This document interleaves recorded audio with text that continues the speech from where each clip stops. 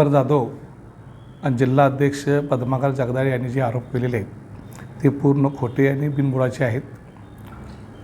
निवडीसाठी दिगंबर जाधव आणि पद्माकर जगदाळे यांनी तुम्ही आमचं नाव घ्या, त्यासाठी त्यांनी मला काय घेऊन देण्याची आर्थिकचं आश्वासन मला आर्थिकची काय आमिष त्यांनी मला दाखवली होती. त्यांच्या आमिषाला मी बळी पडलो नाही म्हणून उलटा माझ्यावर हे खोटे आरोप करत आहे. नेमकी वस्तुस्थिती काय? मासाळींचं नाव चर्चेत कसं आणि ते कार्यकर्ते आहेत का?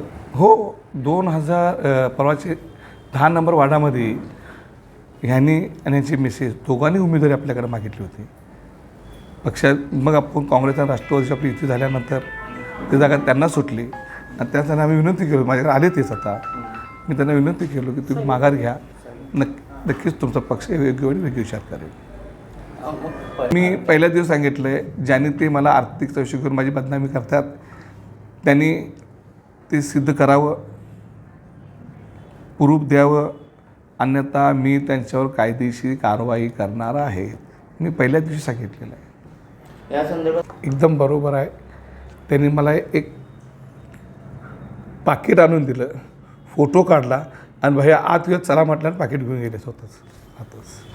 आत आम्ही बसलो तो आपण सर्व नगरसेवक आले, संजय काका आले, त्यांचे साधक म्हणून चर्चा झाली आणि चर्चेतून 2 नाव फायनल केली. अशोक मासाळींचं नाव कसं फायनल झालं? नेमकी प्रक्रिया? जे माझ्याकडे 16 लोकांनी मागणी केली होती त्या 16 लोकांमध्ये मासाळचं नाव होतं, बरेच नगरसेवकांचं नाव होतं. एकमेकाशी चर्चा करत करत करत कोण हिच्या नावावर विरोध, कोण तिच्या नावावर विरोध करत मग सगळ्यांचं मत अशोक मासाळच्या नावावर एकमत झाला.